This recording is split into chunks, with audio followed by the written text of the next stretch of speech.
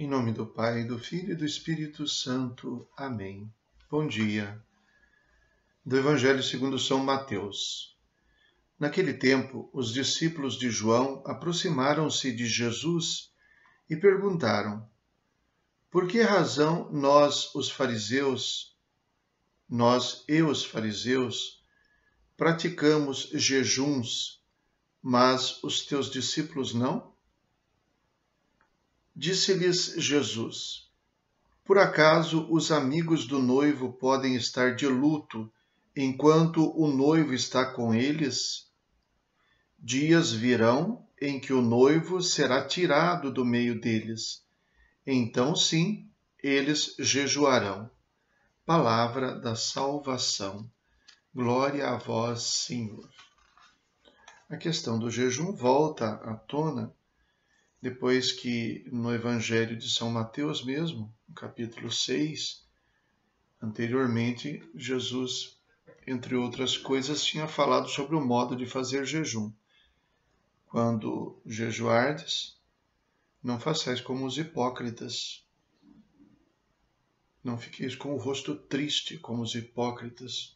Eles desfiguram o rosto para que os homens vejam que estão jejuando. Eles já receberam a sua recompensa. Tu, porém, quando jejuares, perfuma a cabeça e lava o rosto para que os homens não vejam que tu estás jejuando, mas somente teu Pai que está oculto e o teu Pai que vê o que está escondido te dará recompensa.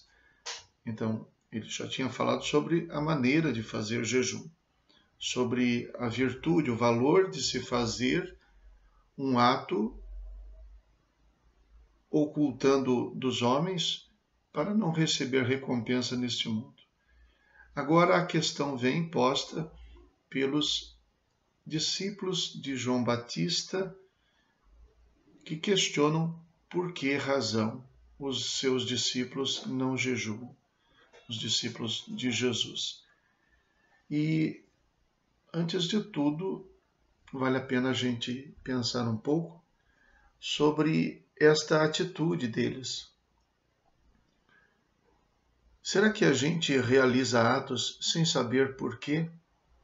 Sobretudo atos que são simbólicos. Porque jejuar não é um ato em si mesmo. Eu não satisfaço a Deus diretamente pelo jejum em si, porque fiquei sem comer. Então Deus ficou muito feliz porque eu estou com fome. Não existe relação nenhuma com isso. Não existe nada que possa verdadeiramente servir de louvor a Deus pelo simples fato de falar de uma privação. O jejum tem uma finalidade, de uma certa maneira, até pedagógica. Ele é um exercício, é um sinal, pode ser um sinal para Deus, um sinal de penitência, mas antes de tudo, ele é sinal de alguma coisa que tem que estar dentro de nós. Se eu não quero fazer penitência, só fazer jejum, só para cumprir tabelas, só para obedecer regras, não tem sentido nenhum. O jejum é um sinal. Ele mostra uma atitude. O que importa é a atitude. E por trás, de fundo, de resto, a atitude que está por trás é o desejo de agradar a Deus. Portanto, o desejo de se converter. Fazer coisas sem saber a razão, coisas que são simbólicas, é uma perda de tempo, é inútil. Mas Jesus vem dizer que há momentos que não se deve fazer jejum. E a questão gira em torno de uma coisa. Os amigos do noivo podem estar de luto enquanto o noivo está com eles? Daí pensar então que o jejum tem o significado de ser um luto pela ausência do noivo. Ele diz: dias virão em que o noivo será tirado do meio deles. Então, sim, eles jejuarão. O noivo é Jesus. A presença de Jesus não suscita em nós necessariamente a atitude do jejum, do luto, mas a sua ausência que para nós lida em clave de sofrimento, o seu sofrimento, a sua paixão. Então, daí nós entramos numa questão muito atual.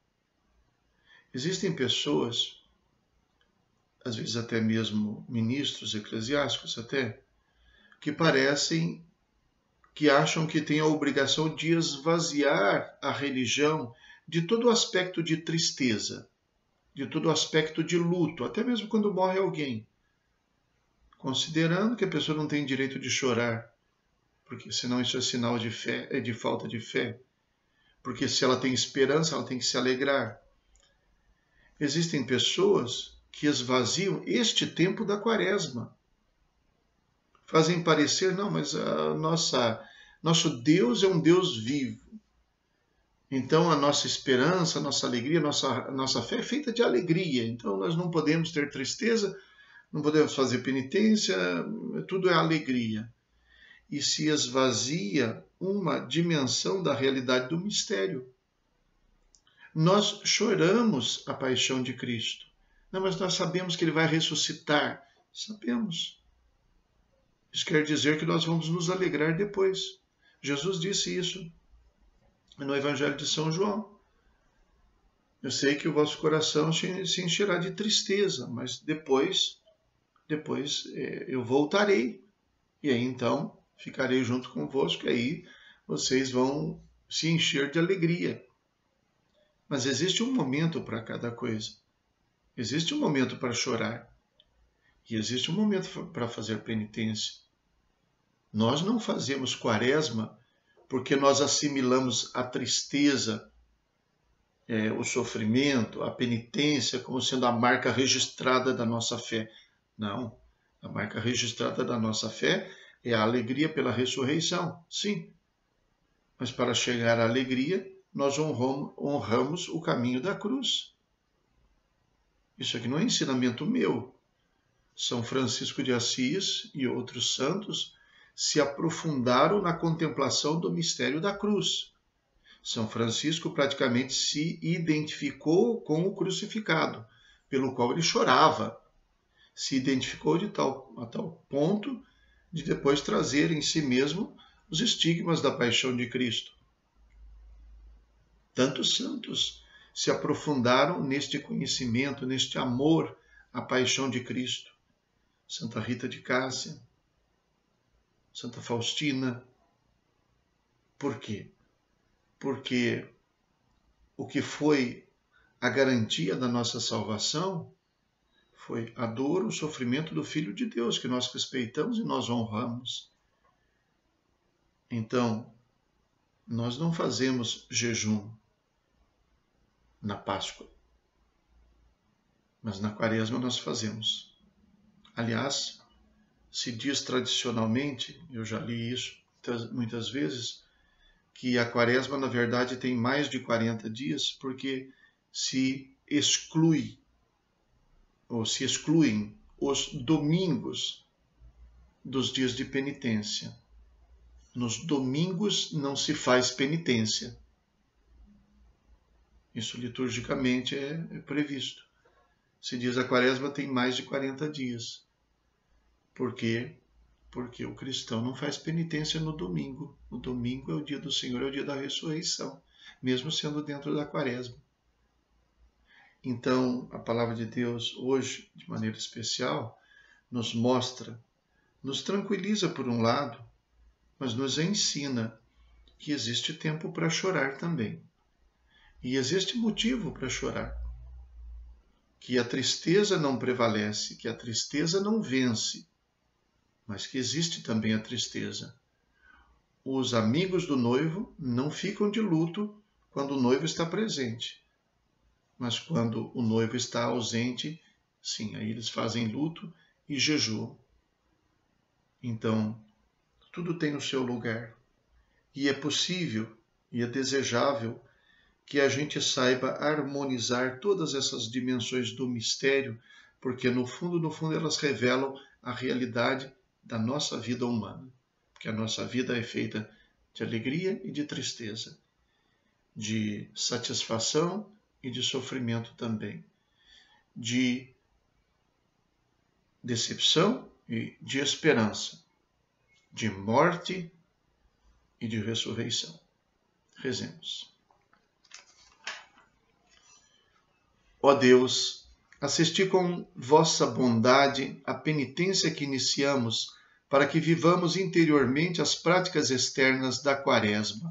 Por nosso Senhor Jesus Cristo, vosso Filho, na unidade do Espírito Santo. Amém. O Senhor esteja convosco, Ele está no meio de nós. Abençoe-vos Deus Todo-Poderoso, Pai, Filho e Espírito Santo. Amém.